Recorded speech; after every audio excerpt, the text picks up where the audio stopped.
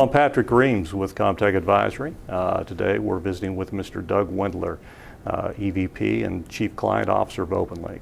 Doug, thanks for being here. Thanks for having me. Absolutely. We're here today to talk to Doug and get OpenLink's reaction to the 2016 CTR and Vendor Perceptions Report, of which OpenLink was one of the primary sponsors, and we do very much appreciate that sponsorship. So to begin with, let's first say congratulations to OpenLink. OpenLink scored across many categories as the leader, including things such as the leader in overall ETRM, CTRM, and a leader in many of the commodity classes that we tested. Additionally, OpenLink appeared in all of the top in the top three across all categories, with one exception, which we'll talk about very quickly. So again, a very good result for OpenLink.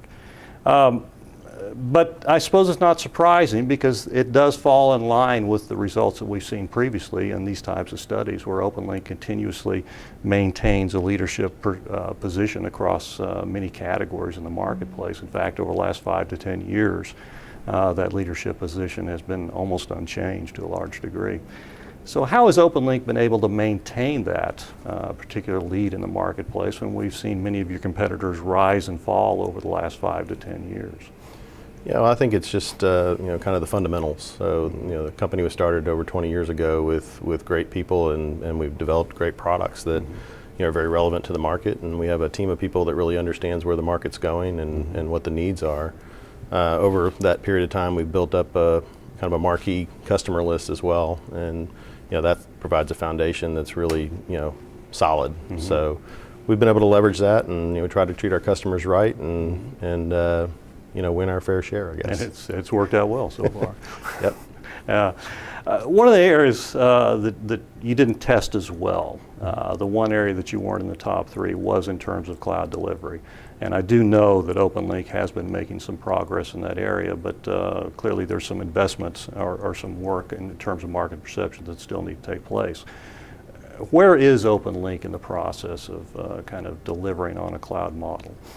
Yeah, so a lot of people don't know it, but we actually have over 20 customers in the private cloud today. We have built that up over the last 5 years or so. We've also, in the last 6 to 8 months, been spending a fair amount of strategic time focusing on where we want to take our cloud offering down the road. We've used external consultants to help us think that through. We've probably surveyed 50 or 60 customers through the process, and we're actually within about 6 or 8 weeks of coming to market with a slate of offerings in the cloud. So our goal would be on that survey next year to be in the running here, and I think it'd be worth your while to check back in 3 to 6 months to kind of see what we're up to at that point in time. Great, look forward to that. Clearly your competition isn't standing still. They're making investments in product, both through acquisition and organic development, and really trying to upscale their capabilities as a good software company would want to do in this marketplace. And so I'm sure you guys are seeing them every day in the marketplace as you compete for new business. What are you doing in terms of OpenLink to grow your market share, to improve your capabilities across commodities? Where are you making investments these days? Well, so we've already mentioned cloud. There's certainly a fair amount of investment that's going into that at this point in time. The other thing we've done is we've stepped back and said, what is it that we really do well? And in our view, what we really do well is help customers who have commodity risk manage that commodity risk. And that can be everything from actually the risk management piece, operations, trading, logistics, accounting, et cetera. And what we found is really there's a lot of customers outside of the energy space that are managing commodity risk, whether that be energy commodity risk or other commodity risk. And so we're spending a fair amount of time and money right now on trying to penetrate those customers and really look broader than just the energy markets.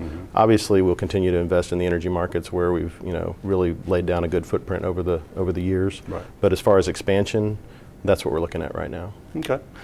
You and I have talked in the past about the fact that OpenLink has been very successful at upper tier in the marketplace. In fact, to a large degree, you guys have saturated that upper tier of the market.